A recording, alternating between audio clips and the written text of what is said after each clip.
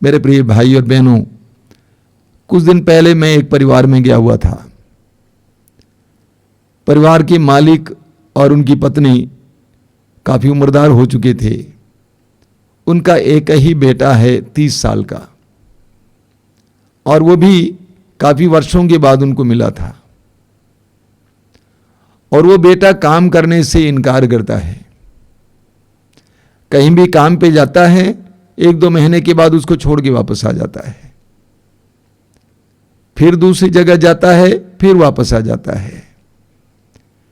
कभी कहता है कि बहुत ज्यादा गर्मी है, कभी कहता है कि बहुत ज्यादा ठंड है, कहता है कि काम ज्यादा है।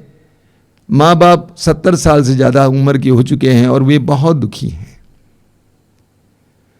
वे सोचते हैं कि इस बेटे की शादी कैसे होगी। अगर वो अच्छा काम ना करें तो कौन लड़की उसका हाथ थामेगी। कुल मिलाकर बहुत निराश थे। मैं इस परिवार को अच्छी तरह जानता हूं। ये बालक छोटा था उस समय, या उसके जन्म से पहले उसके माँ बाप बहुत ज्यादा आराम की जिंदगी जीते थे। अच्छा कपड़ा पहनना, टूर जाना, खाना पीना।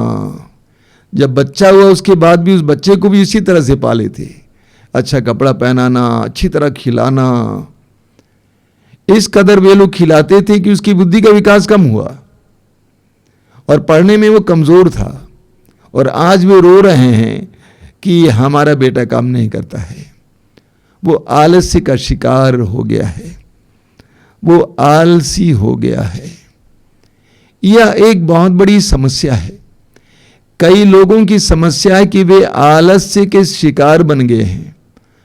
वे आलस्य के आत्मा के कब्जे में आए हैं। थिस्सलुनीकियों के दूसरे पत्र की अध्याय 3 वाक्य 10 में संत पौलुस कहते हैं, जैसा कि जब मैं आपके साथ था आपको मैंने एक नियम दिया था, जो काम करना नहीं चाहता है उससे भोजन ना दें। जो काम करना नहीं चाहता है उसे भोजन ना दें। सूक्ति ग्रंथ में हमें बहुत सुंदर सुंदर वचन मिलते हैं। सूक्ति ग्रंथ के अध्याय 6 उसके वाक्य 9 से हम पढ़ते हैं, आलसी तुम कब तक पड़े रहोगे? तुम अपनी नींद से कब जागोगे? थोड़ी देर तक सोना, थोड़ी देर झपकी लेना और हाथ पर हाथ रखकर थोड़ी देर आराम करना।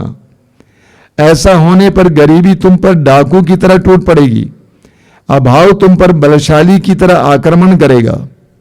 वचन कहता है, आलसी तुम कब तक पड़े रहोगे?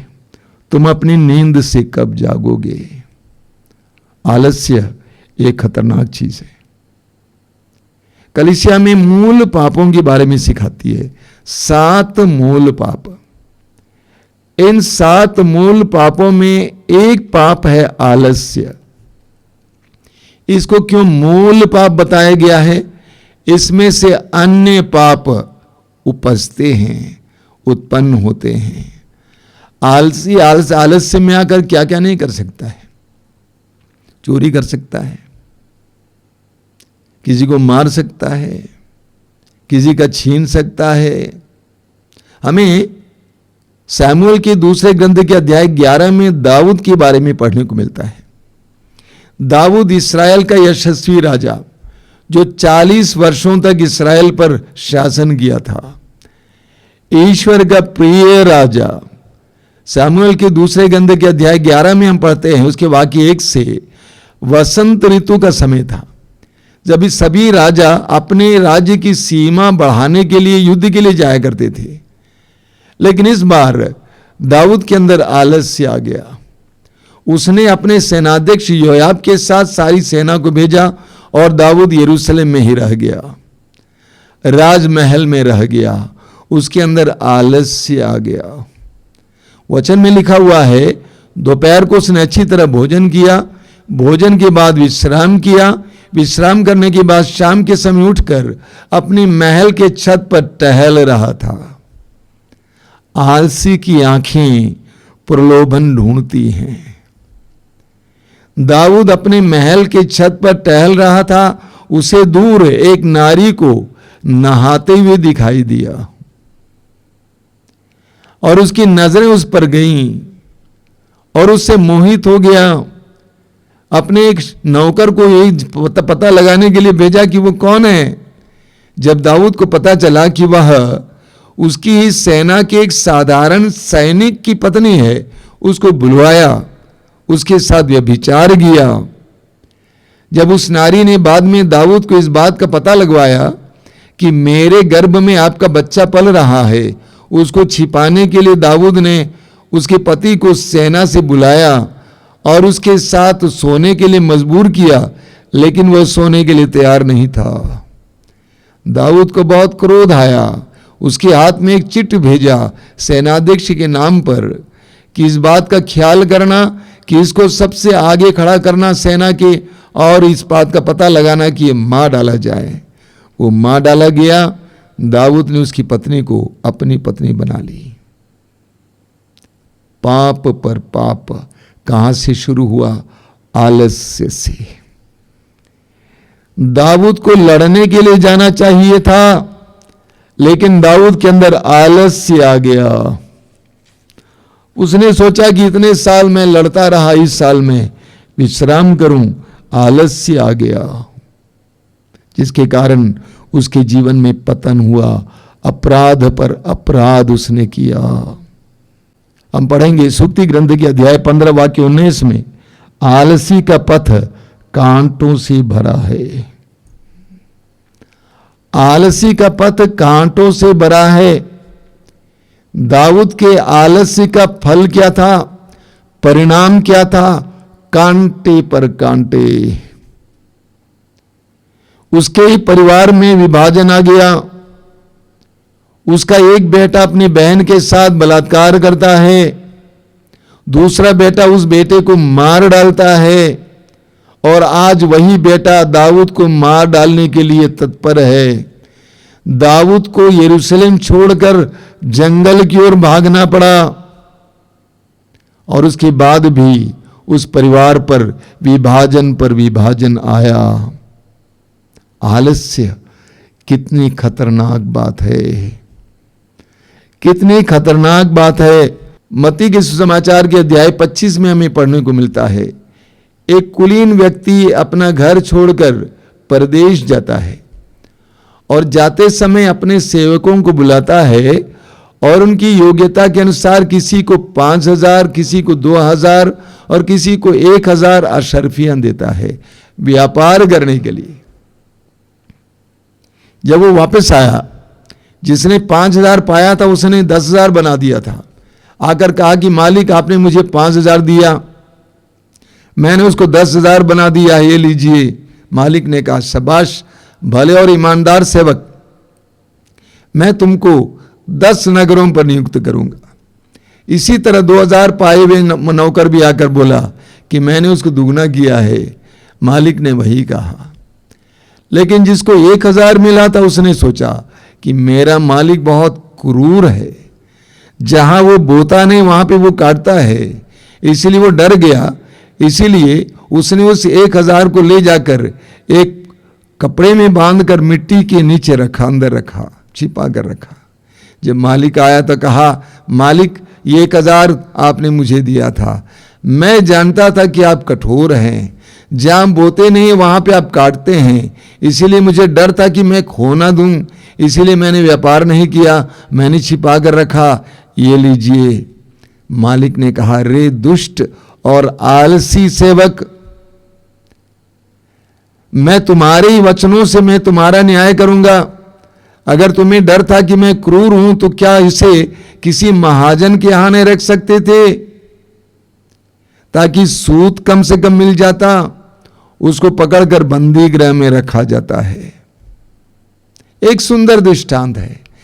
ईश्वर ने हमें कई प्रकार के वरदान दिए हैं, उन सारे वरदानों को बढ़ाना हमारा काम है, लेकिन जो छिपा कर रखता है उसके साथ इसी प्रकार का व्यवहार किया जाता है। हमें सूक्ति ग्रंथ की अध्याय 6 उसके वाक्य 6 से 8 तक एक सुंदर वचन पढ़ने को मिलता है। सूक्ति ग्रंथ अध्याय 6 वाक्य 6 से 8 तक बहुत ही सुंदर वचन है। वहां लिखा हुआ है, आलसी तुम चींटी के पास जाओ। सुनिए, आलसी तुम चींटी के पास जाओ, उसके आचरण पर विचार करो और प्रज्ञ बनो। प्रभु कहते हैं आलसी तुम चींटी के पास जाओ, उसके आचरण पर विचार करो और प्रज्ञ बनो। उसका ना तो कोई स्वामी है, ना कोई निरीक्षक और ना कोई शासक। वह समय पर अपने रसद का प्रबंध करती और फसल के समय अपना भोजन संचित करती है। उसका निरीक्षण करने के लिए कोई नहीं है। छोटी सी चींटी अपने लिए परिश्रम करती है, अपने लिए मेहनत करती है और अपने लिए कमाती है, पाती है, इकट्ठा करती है। वचन में लिखा हुआ है, स्तोत्र 128 उसके वाक्य 1 और 2 में, बहुत सुंदर वचन है। स्तोत्र 128 उसके वाक्य 1 और 2 में लिखा हुआ है, धन्य है वे जो प्रभु पर श्रद्धा रखते और उसके मार्गों पर चलते हैं। तू अपने हाथ की कमाई से सुखपूर्वक जीवन बिताते हो। वचन में लिखा हुआ है, धन्य है वे जो प्रभु पर श्रद्धा रखते और उसके मार्गों पर चलते हैं। तुम अपने हाथ की कमाई से सुखपूर्वक जीवन बिताते हो। कई साल पहले मैंने एक छोटी सी अंग्रेजी फिल्म देखी। उस फिल्म ने मेरी जिंदगी को काफी हद तक बदल डाला। वो फिल्म थी माई लेफ्ट फुट, अर्थात मेरा बायां पैर। एक जवान लड़का था जो केवल अपनी इच्छा से बाएं पैर को ही हिला सकता था। शरीर का कोई भी अंग वो अपनी इच्छा से चला नहीं पाता था। मेहनत करता था लेकिन हो नहीं पाता था। ऐसे लोगों को हम अंग्रेजी में स्पैस्टिक बोलते हैं, जिनके नस और इंद्रियों का जो मेल है टूटा हुआ है। उसका बाएं पैर केवल चलता था अपनी इच्छा से। एक दिन की बात है, उसके छोटे भाई और बहन पढ़ने के कक्ष में बैठकर पढ़ रहे थे और इस युवक ने एक छोटा सा चौक का टुकड़ा उठाया और अपने बाएं पैर से जमीन पर लिखने का प्रयास किया, MA मां। और उसके भाई बहन चिल्लाने लगे, हंसने लगे। उसकी मां किचन में खाना पका रही थी, दौड़ के चली आई पता लगाने के लिए आखिर क्या हो रहा है। उसने देखा कि उस लड़के ने, युवक ने अपने बाएं पैर से लिखा है मां। उस मां ने उसको गले से लगाया और कहा कि बेटा मैं तुमको पढ़ना लिखना सिखाऊंगी। आप विश्वास करेंगे, उस लड़के ने अपने बाएं पैर से लिखना शुरू किया और उसने एक किताब लिखी जिसका शीर्षक है माई लेफ्ट फुट, मेरा बाएं पैर। और उसको फिल्म चलचित्र बनाया गया और उसको ऑस्कर अवार्ड मिला, सबसे बड़ा पुरस्कार मिला। उस फिल्म को देखने के बाद मैं अपने समय को बर्बाद नहीं कर पाता हूं, एक पल को भी बर्बाद नहीं कर पाता हूं। अपने समय का सही उपयोग प्रयोग करने का प्रयास करता हूं। कुछ साल पहले की बात है, छत्तीसगढ़ से एक परिवार आश्रम में आया था। पत्नी ने कहा कि पति सरकारी नौकर है, बहुत अच्छे पद पर है, लेकिन नौकरी जाने वाली है। मैंने पूछा क्या कारण है। ये काम पे जाते नहीं हैं, ये बड़े आलसी बन गए हैं, घर पे पड़े रहते हैं। मैंने उस भाई से पूछा कि भाई कब से समस्या आपको। बोलता है कि बचपन से मुझे आलस्य की समस्या है, लेकिन जब नौकरी मिल गई उसके बाद तो बिल्कुल ही मन नहीं करता काम करने के लिए। हम पढ़ेंगे सूक्ति ग्रंथ के अध्याय 20 उसके वाक्य 13 में लिखा हुआ है, नींद को प्यार मत करो, नींद को प्यार मत करो नहीं तो दरिद्र बनोगे। आंखें खुली रखो और तुमको रोटी की कमी नहीं होगी। कई लोगों को नींद से बहुत ज्यादा प्यार है, बहुत ज्यादा सोना चाहते हैं। वचन कहता है नींद को प्यार मत करो नहीं तो दरिद्र बनोगे। आंखें खुली रखो और तुमको रोटी की कमी नहीं होगी। सूक्ति ग्रंथ के अध्याय 10 में उसके वाक्य 4 और 5 में हमें बहुत सुंदर वचन मिलते हैं। बहुत सुंदर है। वचन में लिखा हुआ है, आलसी हाथ गरीब और परिश्रमी हाथ अमीर बनाते हैं। आलसी हाथ गरीब और परिश्रमी हाथ अमीर बनाते हैं। आगे लिखा हुआ है, जो उपयुक्त समय पर रसद एकत्र करता है वो बुद्धिमान है। जो उपयुक्त समय पर रसद एकत्र करता वो बुद्धिमान है। जो फसल के समय सोता रहता वो घृणित है। कई लोगों को नींद से बहुत ज्यादा ही प्यार है, बहुत ज्यादा सोना चाहते हैं। नतीजा क्या है? वचन में लिखा हुआ है, सूक्ति ग्रंथ अध्याय 21 उसके वाक्य 25 में, आलसी का लालच उसे मारेगा क्योंकि उसके हाथ काम करना नहीं चाहते। वचन में लिखा हुआ है कि आलसी का लालच उसको मारेगा। आलसी बहुत सारे सपना देखता है और बहुत सारी मांगे रखता है, सोचता है कि मुझे ये चाहिए, मुझे वो चाहिए, लेकिन वचन में लिखा हुआ है यही लालच उसको मारेगा, उसको तड़पाएगा, वो परेशान रहेगा कि मुझे ये चाहिए लेकिन ये मिलता नहीं है, क्योंकि वचन में लिखा हुआ है उसके हाथ काम करना नहीं चाहते। बहुत कुछ चाहता है लेकिन काम करना नहीं चाहता है, उसके लिए परिश्रम करना नहीं चाहता है। हमें मत्ती के सुसमाचार के अध्याय 25 में एक बहुत सुंदर दृष्टांत पढ़ने को मिलता है, 10 कुंवारियों का दृष्टांत। 10 कुंवारियां दूल्हे की अगवानी करने के लिए मशालें लेकर निकल पड़ती हैं। उनमें से 5 कुंवारियां समझदार थी, उन्होंने अपने साथ कुप्पियों में तेल भी लिया था, लेकिन 5 नासमझ थी, उन्होंने अपने साथ तेल नहीं लिया था, कुप्पियों में तेल नहीं लिया था। दूल्हे के आने में देर हो गई, रात का समय था, सभी ऊँघने लगे।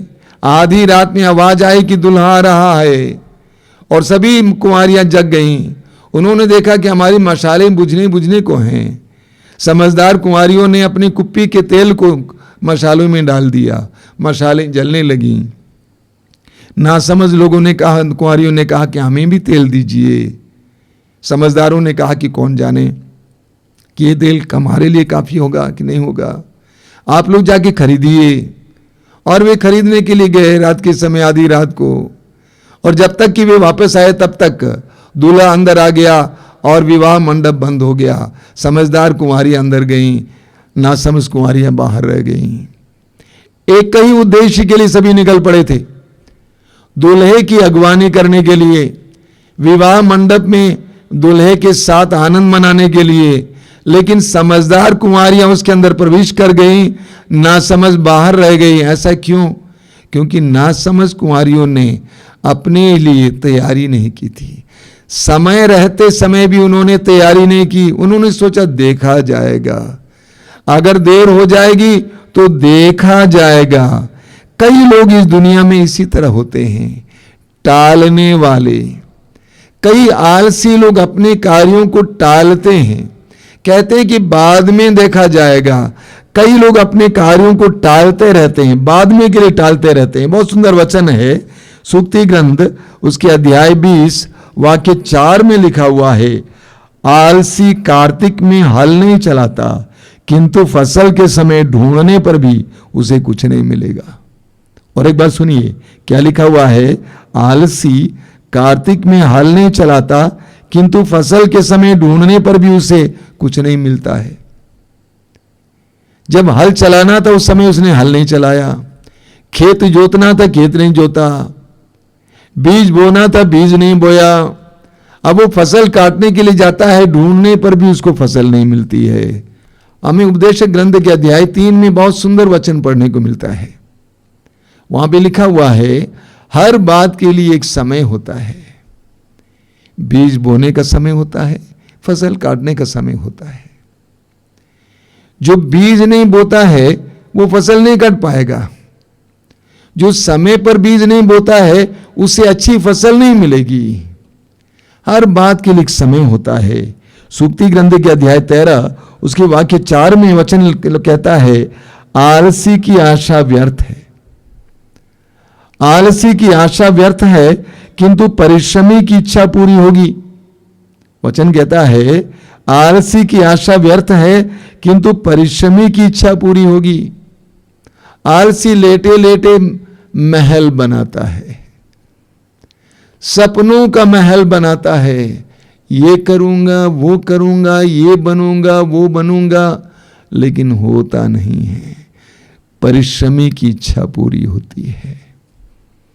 जो परिश्रम करने के लिए तत्पर है उसकी इच्छा पूरी होती है।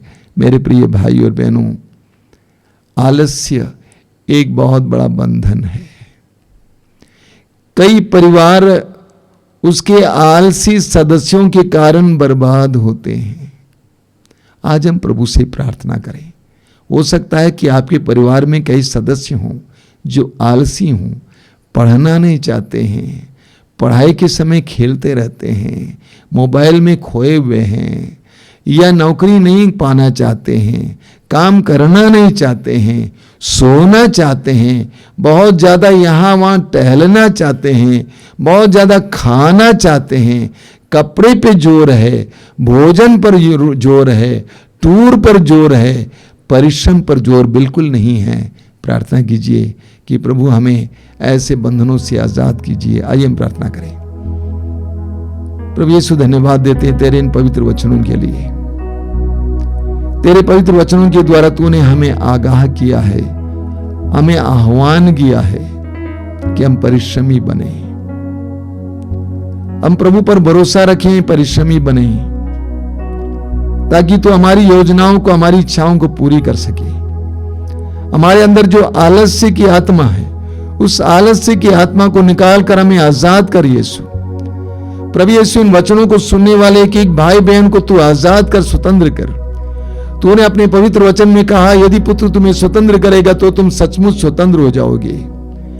यदि पुत्र तुम्हें स्वतंत्र करेगा तो तुम सचमुच स्वतंत्र हो जाओगे। यीशु, हमें स्वतंत्र कर आलस्य की आत्मा से,